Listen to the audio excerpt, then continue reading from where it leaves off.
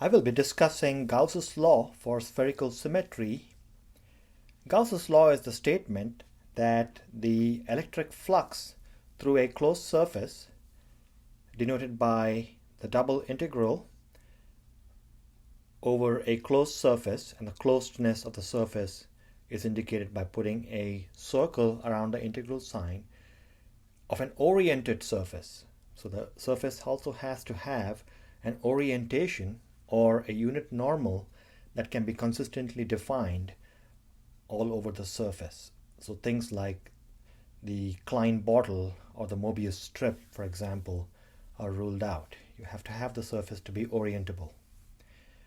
Of the dot product, the integral of the dot product of the electric field everywhere on the surface with the area vector on the surface, that's a complicated thing, is called the electric flux through a closed surface. If you calculate that flux will also end up being the enclosed charge divided by epsilon naught. So think of it as two sides of the same coin. You can either do this really difficult computation or you can do that really easy computation. But there may be cases where you don't know the charge, or there may be cases where you don't know the field. So you could have both ways. Now, my aim in this video is to show you how to do problems involving spherical symmetry. The simplest example with spherical symmetry is a point charge. Now, Gauss's law involves what's called the Gaussian surface. That quantity S is called the Gaussian surface in honor of Gauss. And it denotes any imaginary surface you come up with to calculate the flux. So it's to our advantage to choose the surface that will make the left-hand side integral really easy to evaluate. You don't want to be stuck with an integral that you cannot do. So let me choose a sphere of radius r to be the Gaussian surface S around my point charge. Now, let's study what we expect for the electric field of a point charge to look like. We know that the point charge, if it's positive, is going to put field out. So the electric field is going to look like that. And the area vector at that point where the field is coming out is also going to be perpendicular to the surface because we have chosen, in our cleverness, a sphere. The area vector of a sphere is just a normal vector or the radial direction. If you went to another point, let's choose another random point on the Gaussian surface, the electric field would still come out in that direction, as would the radial area vector. So this has an advantage of E and dA being parallel throughout the surface. And so the dot product is just going to be E dA cosine 0. So we can already see some kind of simplification occurring in this problem. So let's deal with the left-hand side of Gauss's law. And that would be the flux integral. The flux integral over a sphere of E dot dA. Because of these simplifications, now the moment that you choose a convention of outward normal vector, there are two kinds of normal vectors on a sphere. Either it's the inward normal or the outward normal. In most calculus situations and physics situations, we are going to choose the outward normal. So once you have chosen that orientation, you don't put the orientation symbol anymore. So you'll just put the double integral with a closed loop, but no arrow after the orientation has been decided. Now E and dA are parallel throughout, so that's just going to be E times dA times cosine 0 degrees. The next step is to simplify this somehow. The electric field now appears without a vector sign, which means that it's just the magnitude of the electric field. Will the magnitude of the electric field change from point to point? It will not. Now, in the background, we already know by Coulomb's law, the electric field is equal to kq over r squared, and for a fixed r, which is certainly the case for a sphere, the r is fixed for a sphere, the electric field magnitude will not change. But that's true, that's a true statement to make for any spherical symmetry argument. So this is going to be, I can emphasize this by writing E as just a function of r and pulling it outside. And now I just have the double integral of the area element over a sphere. Now if you love multivariable calculus, you can certainly take over from here, and those who know multivariable calculus can write the area element of a sphere as sine theta d phi, and calculate from theta equals 0 to pi and phi equal to 0 to 2 pi this integral. But we all know what the answer is going to be. The answer, by the way, I should also write r squared times r squared, because that is also there for the ride. The answer is going to be 4 pi r squared, because that is the area of a sphere. So in Gauss's law, you have two options. One is to not remember any of the high school stuff you learned, but remember a lot of college stuff and do the multivariable integration, or just remember some high school results and say, oh yeah, I know what the area of a sphere is. It's 4 pi r squared. Mr. Maloney taught me, or something like that. So E of r times 4 pi r squared. Done. The left-hand side was got with almost no sweat. The right-hand side of Coulomb's law is just the charge enclosed divided by epsilon naught. The charge enclosed is plus q divided by epsilon naught. Let us set the left-hand side equal to the right-hand side. Therefore, E as a function of r times 4 pi r squared must be equal to q over epsilon naught. Now I can solve for E as a function of r. That's just equal to q divided by 4 pi epsilon naught times r squared. Well, 1 over 4 pi epsilon naught is also known as Coulomb's constant k, so I can write this as E as a function of r equals kq over r squared. And you can also make this a vector equation by inserting a unit vector in the r hat direction. In this manner, we have shown that Gauss's law leads to Coulomb's law.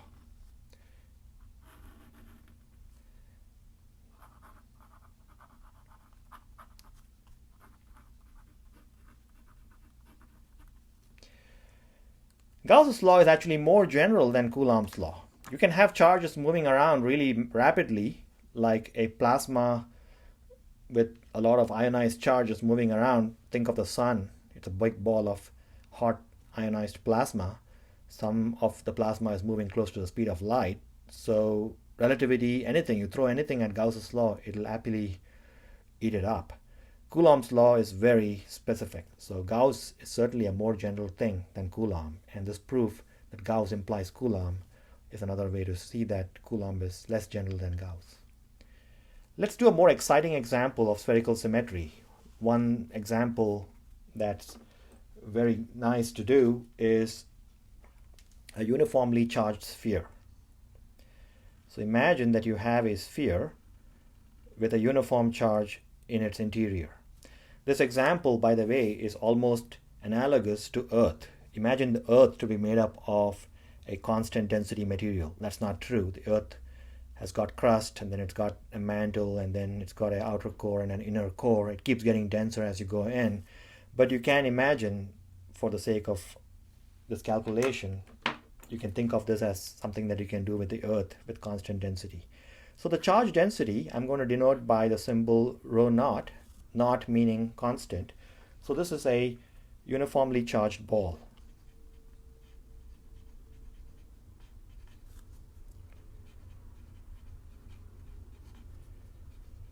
Uniformly charged balls are not the only things with spherical symmetry. You can also have the rho to be a function of just the radius. So for example, the Earth's case would be this one, because you have a core that's extremely dense, and as you go out it keeps decreasing. Or you can have a charge that behaves like the Earth. So those things have what's called spherical symmetry. There are two kinds of Gaussian surfaces that you have to draw to find electric field everywhere. The electric field has to be found both inside and outside. So Gaussian surfaces are imaginary, and so there's no cost to drawing them. They are pretty cheap to draw. So I have the interior Gaussian surface, which I'll call S1, and the exterior one, which I'll call S2. If I find the electric field for any point on S1, and if I find the electric field for any point on S2, I have solved this problem of finding the electric field everywhere due to a uniformly charged ball. Let's work on the left-hand side first. The first question I want to ask is, will the left-hand side change at all? Well, by the symmetry argument, the electric field is going to, if it's positive, the electric field is going to point out radially. It's going to point out radially here too. I'll draw it at 2 different points. And the area vector is also going to point out in this direction. I'm not going to take the trouble to write these vectors out as dA and E. I trust you to look at this diagram and imagine that to be true here. So the left-hand side will fall out exactly as it did in this first example. So I won't even write the left-hand side. I'll focus on the right-hand side. So I'll just write here the left-hand side gives us the double integral, the flux integral, that is, E dot dA equals E of r times 4 pi r squared. By the way, this is true for all problems. The left-hand side will always fall out like this if the problem has got spherical symmetry.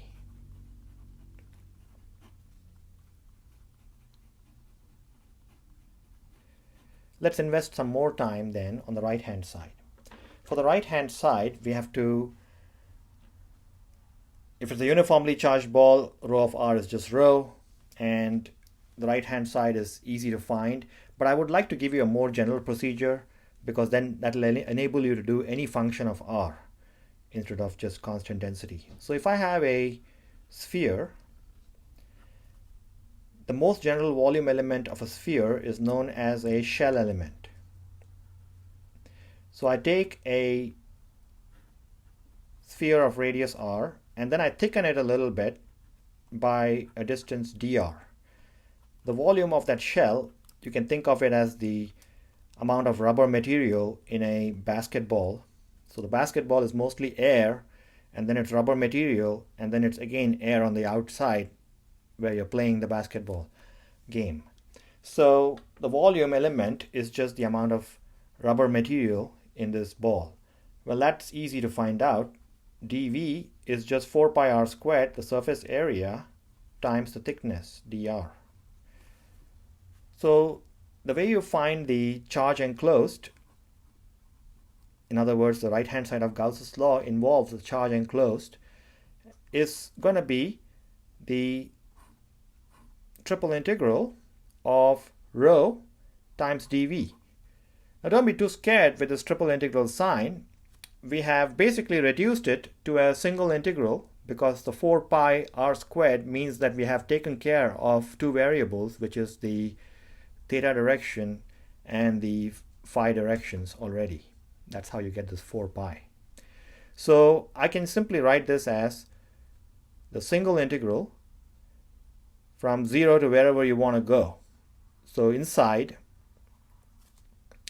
for Gaussian surface S1, I'll go from 0 to r of rho as a function of r in general, 4 pi r squared dr. Now I can give you any function of r, and I will give you some functions of r for your homework, and you can put that in here and work out the charge. It's just a basic calculus problem.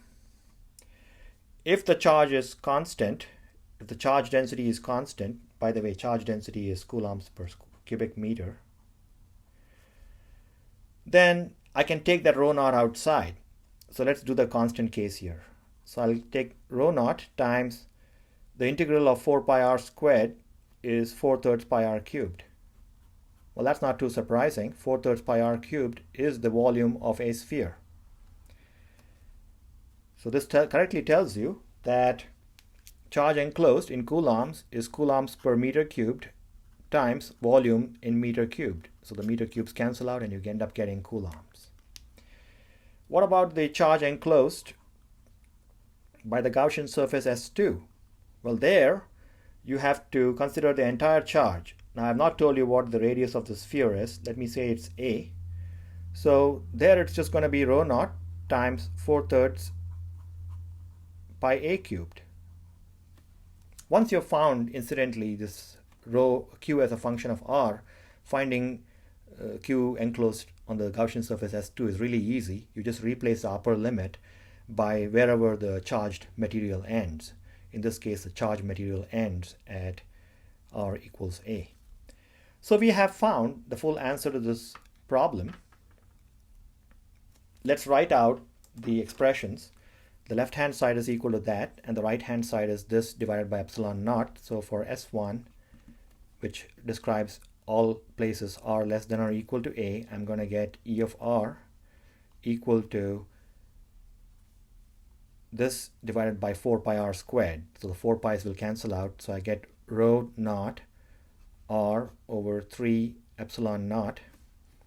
You observe that the 3 survives because the 4 pi's cancel out, and r squared cancels with r cubed, giving me just an r. And I can vectorize this by simply putting a vector sign everywhere. So what about S2, which describes anything bigger than a? There, the electric field is, once again, you'll have the 4 pi cancellation, but you will not have the r cancellation because there's nothing involving r here. So that's going to be rho naught a cubed over 3 epsilon naught r squared. And here, if you want to make it a vector, you have to put a unit vector there. So I've solved the problem completely. Now the one last thing I can try doing is to plot these things. If I plot the electric field as a function of r in magnitude alone, forgetting the direction, then the electric field profile for this problem has a very interesting look. It's linear. So if you think about gravity, if you go to the center of the Earth, you'll be tugged equally in all directions. So your gravitational field will be 0. And then it'll increase, and then it'll get to a maximum value of 9.8 meters per second squared at the surface. Once you're at the surface and you start going into space, you'll fall as 1 over r squared. In other words, the Earth, or in this case a charged ball, behaves just like a point charge outside. So from outside, you cannot tell a uniformly charged sphere from a point charge. So this is decay like point charge. And this is a regime of linear growth. So amazingly enough, we have solved 2 problems, one involving the planet Earth and another involving a planet Earth of uniform density, granted, and another one involving electric field. So that's the universality of Gauss's law.